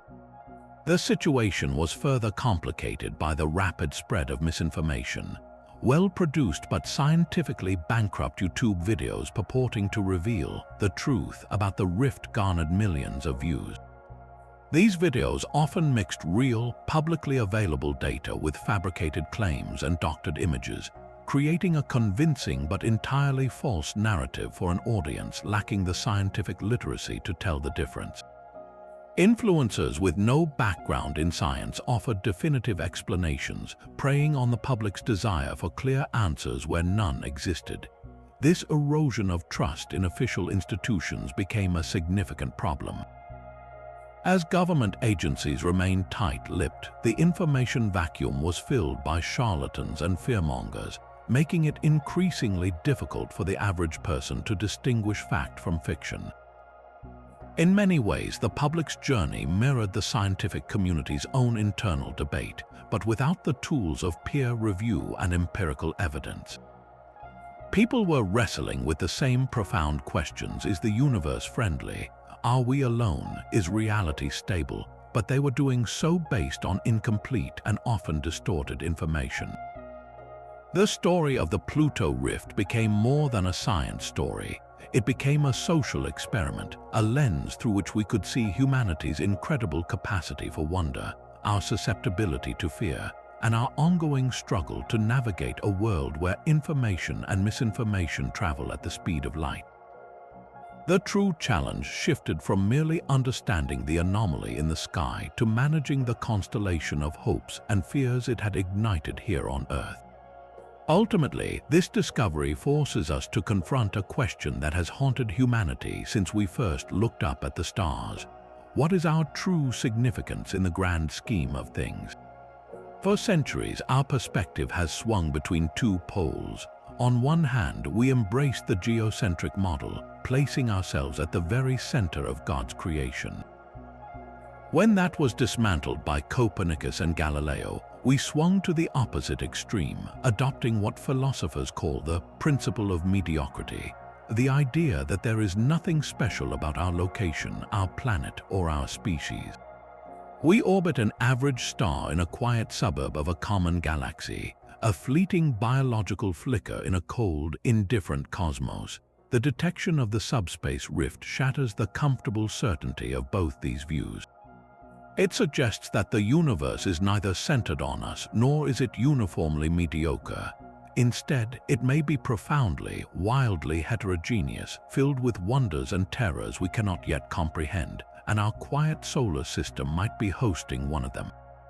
This realization carries a humbling weight. If the rift is natural, it reveals a layer of physical law so deep and so bizarre that our current science is merely a surface scratch. We have been like people trying to understand a hurricane by studying the gentle breeze outside our window. The forces capable of tearing spacetime itself operate on a plane of existence that renders our planetary concerns, our national borders, and our economic struggles almost laughably insignificant. Yet, paradoxically, this very insignificance can be liberating. It expands the canvas of what is possible. The universe is not just a collection of dead rocks and burning gas. It is a dynamic tapestry where the fabric of reality itself can be folded, twisted, and perhaps even rewoven. Our purpose, then, may not be to find a preordained central role, but to become conscious witnesses to this magnificent complexity, to develop the wisdom to observe it without being destroyed by it. If the rift is artificial, the philosophical implications are even more profound. It would mean we are not the universe's only children who have learned to ask why.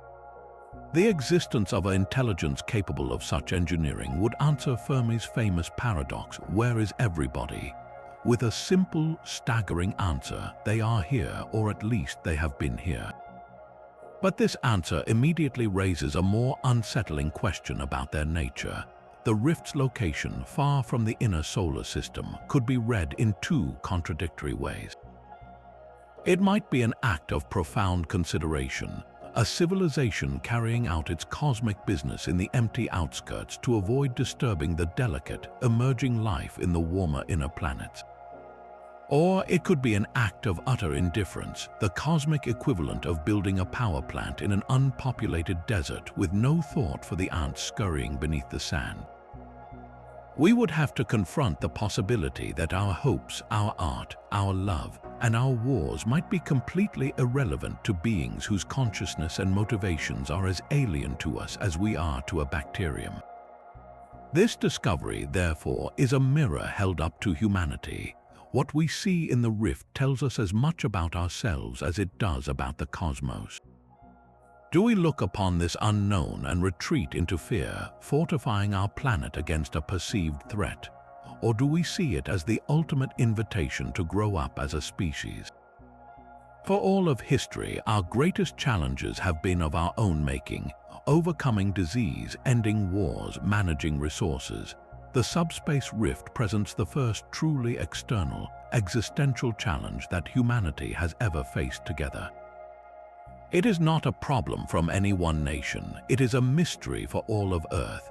It demands that we pool our intellectual resources, transcend our ancient rivalries, and approach the cosmos not as competing tribes, but as a single, curious, and courageous planetary civilization.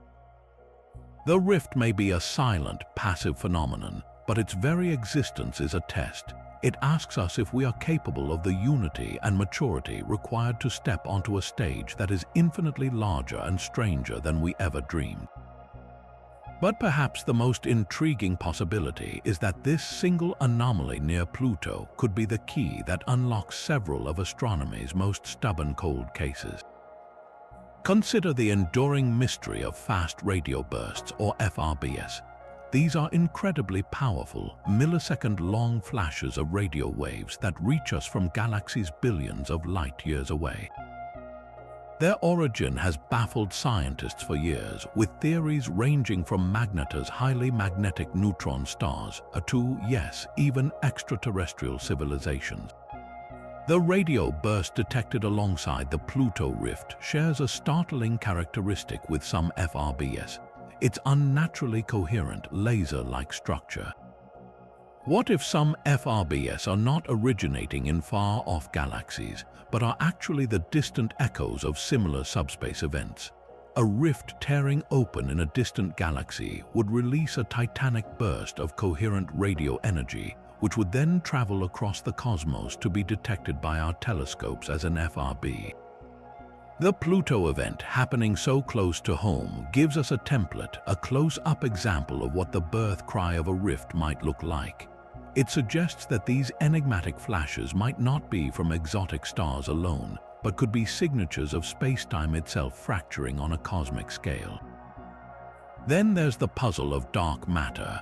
We know this invisible substance exists because of its gravitational pull on galaxies, but we have never directly detected a single particle of it. The persistent gravitational anomaly near the rift, the phantom mass tugging on Pluto, presents a fascinating parallel. Could it be that the rift is acting as a conduit, allowing dark matter particles from a parallel brane or a hidden dimension to stream into our universe? In this scenario, the gravitational well we detect isn't a property of the rift itself, but the collective pull of this incoming dark matter accumulating in the region. This would elegantly explain two mysteries at once: the nature of the Pluto anomaly and the source of dark matter. It would mean the Kuiper belt is not empty. It's in the process of being quietly flooded with the universe's most elusive substance, a slow leak from a crack in reality that we were fortunate enough to catch in the act. We can even look back at a mystery closer to home that was eventually solved, but perhaps not fully explained: the Pioneer anomaly. For years, scientists tracking the Pioneer 10 and 11 spacecraft as they traveled into the outer solar system noticed a tiny, persistent deceleration, a slight tug back toward the sun that couldn't be accounted for by known gravity. The discrepancy was eventually attributed to the subtle, uneven radiation of heat from the spacecraft's power sources pushing them off course. But what if that explanation only told part of the story? The Pioneer probes traveled through the general region where the rift has now been detected. Is it possible they passed through the faint, outermost edges of its gravitational influence, experiencing a minute additional tug that was too small to be definitively separated from the thermal effects at the time? The idea that a localized distortion of spacetime has been subtly affecting our robotic explorers for decades adds a fascinating new layer to that historical puzzle, suggesting that the fabric of the cosmos might have been trying to tell us something all along. By connecting these dots, a breathtaking new picture of the cosmos begins to emerge. It's a universe that is not nearly as quiet or uniform as we once believed. Instead of being a collection of separate, unrelated enigmas, FRBs from deep space, dark matter haloing galaxies, and a strange anomaly near Pluto, we might be looking at different facets of a single underlying phenomenon. The fundamental fabric of reality may be inherently unstable in ways we are only beginning to perceive, prone to tearing and leaking, with these events acting as portals that connect our universe to the wider multiverse. The detection near Pluto, then, is not an isolated incident. It is our first clear sample, a nearby laboratory that provides a Rosetta Stone for deciphering the language of these cosmic fractures. It suggests that by studying this one event in our own backyard, we might finally gain the understanding needed to explain the strange whispers and shouts that have been reaching us from the darkness for years, weaving a multitude of mysteries into a single, astonishing tapestry. This concept of a leak or a conduit brings us directly to the second great cosmic mystery: dark energy. This is the enigmatic force responsible for the accelerating expansion of the universe, a kind of anti-gravity pushing galaxies apart. We can measure its effect, but we have no idea what it actually is. One leading theory suggests dark energy is an intrinsic property of the vacuum of space itself, a constant energy density present in every cubic centimeter of nothingness. Now imagine if the subspace rift near Pluto isn't just a tear, but a place where this inherent vacuum energy has become unstable. In a normal, stable region of space, this energy is uniform and balanced. But near the rift, it might be fluctuating wildly, like a pot of water coming to a boil. The immense energy release could have been a bubble of spacetime transitioning to a lower energy state, a process known as quantum vacuum decay. If this is true, the rift might be a localized point where the dark energy that fills our universe is momentarily intensifying and becoming visible, offering us a tiny, terrifying window into the engine that is driving the ultimate fate of the entire cosmos. Beyond these individual connections, the rift forces us to consider an even more profound unification. What if dark matter and dark energy are not two separate, unrelated puzzles, but different manifestations of the same underlying physics, a physics that involves higher dimensions? In the framework of string theory and its extension, M-theory, our universe is a three-dimensional membrane, or brane, floating within a higher dimensional space called the bulk. In this model, what we perceive as dark matter could be the gravitational influence of ordinary matter from a parallel brane very close to our own, a universe whose particles we cannot touch or see, but whose gravity bleeds through. Similarly, dark energy could be the pressure exerted by the bulk itself, a force trying to push the branes apart. The subspace rift, then, might be a rare and temporary puncture between our brane and this neighboring reality. The chaotic energy signature would be the violent mixing of physical laws, the phantom gravity well would be the direct pull from the other side, and the entire event would be a catastrophic example of two cosmic neighborhoods briefly crashing into each other. The rift wouldn't just be linked to the dark universe, it would be a catastrophic failure in the insulation separating us from it. This line of thinking leads to a truly revolutionary, if speculative, idea. The Kuiper belt and our solar system as a whole might not be an ordinary region of space. Perhaps it resides in a cosmic suburb where the membrane of our universe is naturally thinner or weaker, a place where interactions with the bulk or a parallel brane are more likely to occur. The profound, quiet and cold, the very factors that made the rift's detection so surprising, could be the prerequisite conditions for such a fragility. In the bustling, energetic downtown of the galactic core, spacetime might be toughened by intense gravity and radiation. But out here in the quiet, frozen countryside, the fabric of reality might be more pristine, more delicate, and therefore more susceptible to tearing.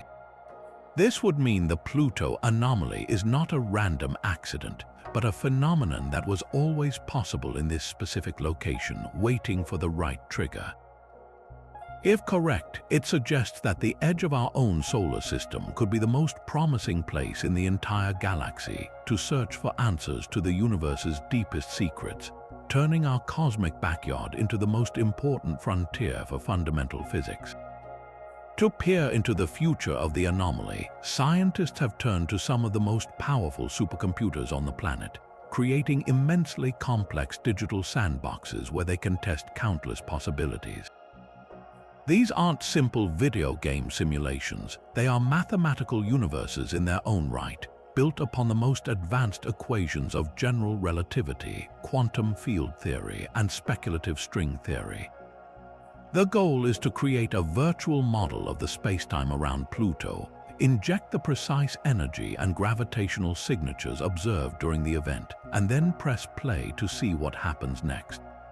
The results of these simulations paint a spectrum of futures, each more astounding than the last, and highlight just how far we are from being able to make a confident prediction. In one of the most hopeful scenarios, the models show the rift acting like a self-healing wound in the cosmos. The immense forces that tore spacetime open also create a powerful restorative pressure. The simulation visualizations depict the gravitational well not as a static pit, but as a dynamic, swirling vortex. In this model, the energy of the rift is gradually dissipated, radiating away as a faint, undetectable form of Hawking radiation. The vortex slowly loses its coherence, the phantom gravity well shrinks, and over a period of several centuries, the fabric of spacetime smooths itself out, leaving no trace behind except for a slight, permanent alteration to the orbits of a few Kuiper belt objects. It would be as if the universe itself possesses an immune system capable of sealing a breach and restoring the natural order. A second, and far more unsettling, set of simulations suggests the rift could achieve a permanent equilibrium. Instead of healing or growing, it becomes a stable feature of the solar system, an eternal scar on reality. The visualizations for this outcome show the gravitational distortion settling into a perfect, stable harmonic. It wouldn't flicker or fade, it would simply persist, a permanent, invisible landmark in the Kuiper belt. This stable rift would essentially become a new type of celestial object, one defined not by its mass or composition, but by its topology and not in spacetime itself. Future astronomers would chart its position on stellar maps, and it would become a necessary navigational hazard for any spacecraft venturing into the outer solar system, a place where the normal rules of gravity are subtly rewritten. The most alarming predictions, however, come from models that incorporate the most extreme theories of quantum gravity. In these simulations, the rift does not stabilize. Instead, it exhibits a property called runaway expansion. The initial tear lowers the energy threshold in the surrounding spacetime, making it easier for the tear to propagate. The visualization is terrifying. The phantom gravity well begins to deepen and widen at an accelerating rate. What starts as a pinprick swiftly grows to envelop Pluto, then Charon, and continues to expand outward, consuming the Kuiper belt. In this catastrophic model, the rift behaves less like a wound and more like a crack in a dam, with the pent-up energy of the quantum vacuum or the pressure of a higher dimensional bulk forcing it ever wider. The expansion would continue at a significant fraction of the speed of light, eventually rewriting the fundamental laws of physics within its growing volume in a process known as vacuum decay. The reason these predictions vary so wildly, and why adding suspense is a scientific necessity rather than a dramatic choice, boils down to the profound gaps in our knowledge. The single biggest variable is the very nature of the anomaly itself. Is it a tear confined to our four-dimensional spacetime, or is it a puncture into a higher dimensional bulk? The equations governing these two possibilities are entirely different, leading to divergent futures. Another critical unknown is the energy density of the vacuum at the rift's epicenter. Our instruments captured the initial burst, but they cannot measure the lingering, latent energy that might be fueling its persistence. Is the rift a dying ember, or is it connected to an infinite energy reservoir from another dimension? We simply do not know. Furthermore, the simulations are only as good as the initial conditions fed into them. The data from the 7-second event is incredibly rich, but it is still just a snapshot. It's like trying to predict the entire future path of a hurricane after seeing only a single radar image from its first moment of formation. The models are highly sensitive to tiny, immeasurable fluctuations in the quantum fields at the moment of the rift's creation. A difference of 1 part in a trillion could steer the outcome toward collapse instead of expansion. This inherent uncertainty means that for every confident prediction one simulation produces, another, equally valid model can produce the exact opposite result by tweaking a variable that is currently beyond our ability to observe. The future of the subspace rift remains one of the greatest unanswered questions in science, a cosmic cliffhanger whose resolution lies hidden in the dark, silent depths of the Kuiper belt. The detection of this anomaly near Pluto isn't just a puzzle to be solved with our existing toolkit. It's a glaring spotlight on the limitations of that very toolkit. We have reached a point where observation has dramatically outpaced explanation, and the comfortable, well-trodden paths of 20th century physics simply do not lead to an answer. This is not a call for a minor adjustment or a new footnote in a textbook. This is a demand for a fundamental leap, a scientific revolution on par with the shift from Newtonian mechanics to Einstein's relativity. The very existence of the rift demonstrates that our current models of the universe are incomplete, and to move forward, we must venture into the wild, theoretical frontiers where few have dared to go. The most glaring gap in our understanding is the decades-long quest for a theory of quantum gravity. For all their power, our two great pillars of physics, general relativity, which describes the universe on the largest scales, and quantum mechanics, which governs the smallest, are fundamentally incompatible. General relativity paints a beautiful picture of a smooth, continuous spacetime fabric warped by mass and energy. Quantum mechanics, on the other hand, reveals a subatomic world of discrete packets, probabilities, and wild fluctuations.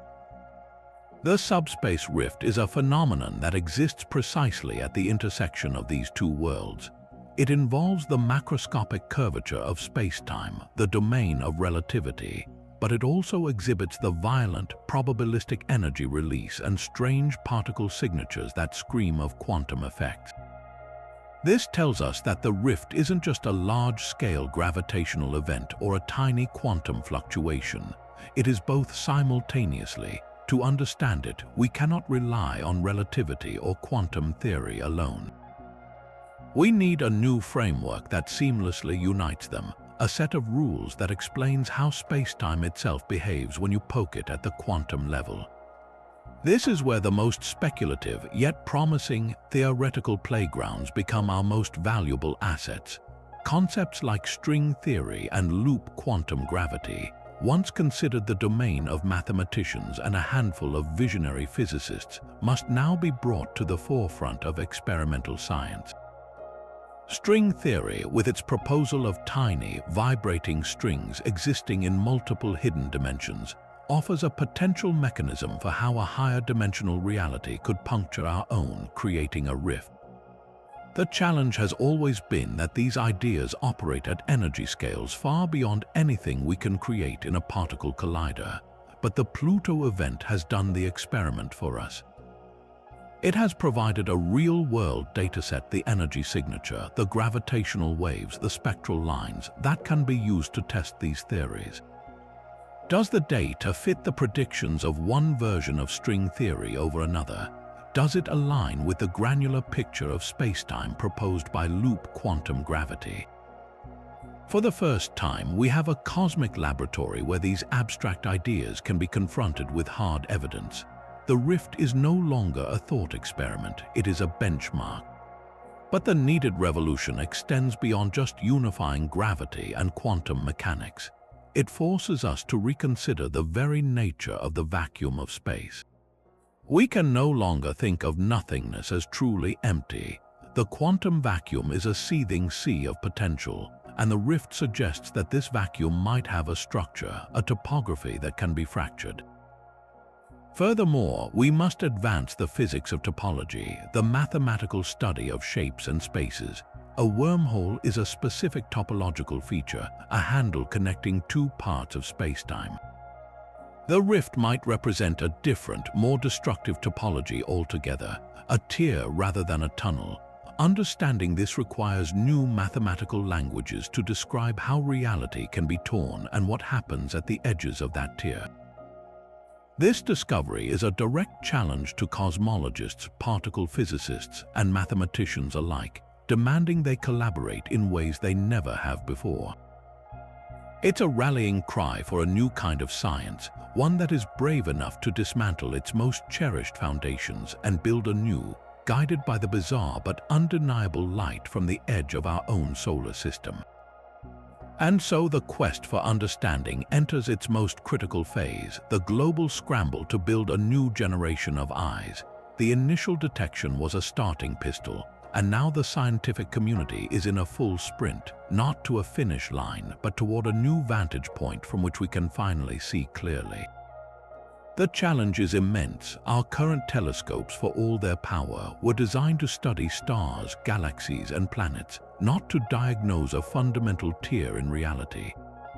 They are like trying to perform delicate brain surgery with a shovel. We need instruments of far greater precision, specifically designed for this unprecedented task. The immediate response has been to push our existing observatories to their absolute limits. The James Webb Space Telescope continues its vigil, but its mission has been radically repurposed. It is now engaged in long-term, continuous monitoring of the Pluto region, not for another flash, but for subtle, lingering afterglows in specific infrared wavelengths that might hint at the rift's composition.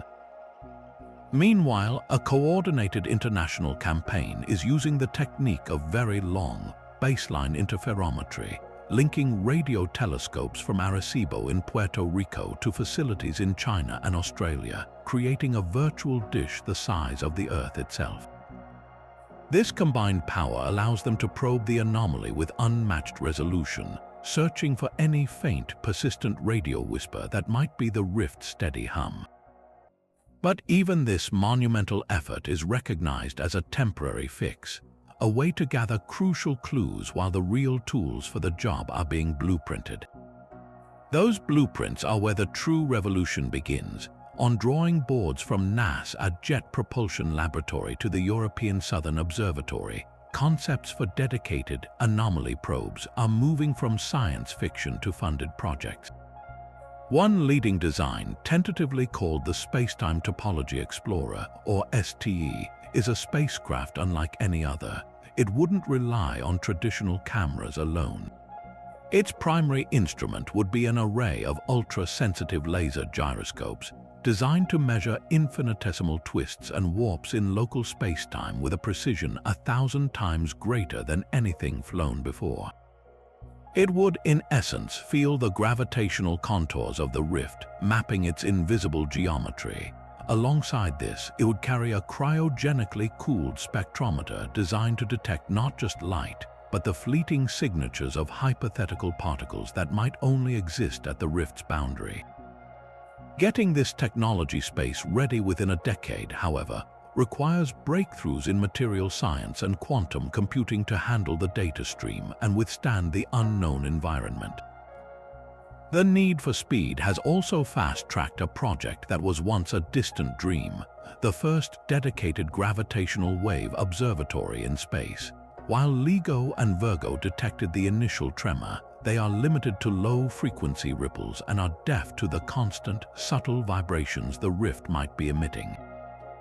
The proposed Laser Interferometer Space Antenna, or LISA, would consist of 3 spacecraft flying in a perfect triangle millions of miles apart, connected by laser beams. Free from the seismic noise of Earth, LISA could listen to the gravitational symphony of the universe with exquisite clarity, potentially hearing the rift's unique resonant frequency. The discovery near Pluto has moved LISA from a long-term goal to a top priority, with international agencies now pooling resources to slash its development timeline. But perhaps the most profound innovation lies not in the hardware, but in the software. The data we hope to collect is so complex and alien that traditional analysis methods will likely fail. This has sparked a parallel race to develop artificial intelligence systems capable of thinking in higher dimensions. Teams of computer scientists and theoretical physicists are collaborating to train machine learning algorithms on simulated data generated from every conceivable model of a spacetime rupture, from string theory to loop quantum gravity. The goal is to create a digital expert that can look at the real data from the STE or LIS emissions and recognize patterns that would be invisible to the human eye, effectively teaching us a new language to describe what we're seeing. This isn't just about building better telescopes, it's about building better minds to interpret what they show us. This global endeavor, stretching from underground laboratories to orbital shipyards, paints a vivid picture of science in action. It's a story of human curiosity transforming into concrete action. The anomaly near Pluto is no longer a passive mystery to be observed from afar. It has become an active participant in our technological evolution, pushing us to invent, to collaborate, and to dream bigger than we have in generations. The images we receive from these new missions will not be pretty pictures of a distant world. They will be graphs, equations, and topological maps, a new kind of art that reveals the hidden architecture of the cosmos. This is not the end of the story, it is the end of the prologue, the first chapter of humanity's direct engagement with the fundamental nature of reality is just beginning to be written. So where does this leave us, standing here on our pale blue dot, staring out into a solar system that has suddenly become infinitely stranger? The journey we have taken together, from a single data spike to the edge of physics itself, leads to 3 profoundly different possibilities, each more mind-bending than the last. The subspace rift near Pluto could be a natural wonder, a cosmic event so rare and powerful it reveals a new chapter in the laws of physics, a page we never knew existed. It could be an alien artifact, a piece of technology so advanced it manipulates the fabric of reality itself, forcing us to confront the humbling possibility that we are not the only players on the cosmic stage. Or it could be a gateway, a temporary puncture into another dimension or a parallel universe, suggesting that everything we know and see is just one small bubble in an unimaginably vast cosmic foam. No matter which explanation you find most compelling, the undeniable truth is that this single anomaly forces us to confront the breathtaking limits of our own knowledge. For centuries, we have mapped the heavens, named the constellations, and built elegant theories to explain the dance of the planets. We thought we were drawing a map of the world, only to discover that our map is just a small island in an ocean of uncharted territory. The rift is a symbol of that vast, unknown ocean. It is a reminder that the universe is under no obligation to make sense to us, that it can and will conjure wonders that defy our imagination and challenge our most fundamental assumptions. This is not a moment for fear, but for a renewed sense of wonder. It is an invitation to embrace the mystery, to celebrate the fact that we live in a time when discoveries of this magnitude are still possible. The greatest exploration no longer lies in simply traveling to other planets, but in venturing into the uncharted realms of physics and philosophy that this discovery opens up. We are on the precipice of a new age of understanding, and the view from the edge is both terrifying and beautiful. And so, I want to leave you with a question, one that has no right or wrong answer, but that I hope will linger in your thoughts long after this video ends. Look up at the night sky, find that faint point of light we call Pluto, and ask yourself, what do you think it is? Is it a crack in the universe, a beacon, or a door? What wild and wonderful explanation captures your imagination? The conversation is just beginning, and your perspective is a vital part of it. Share your thoughts in the comments below. Let's continue this exploration together. If you want to join us as we follow this story and all the other mysteries of the cosmos, please consider subscribing, because the universe is far stranger and far more magnificent than we ever dreamed, and the greatest discoveries are still waiting for us out there in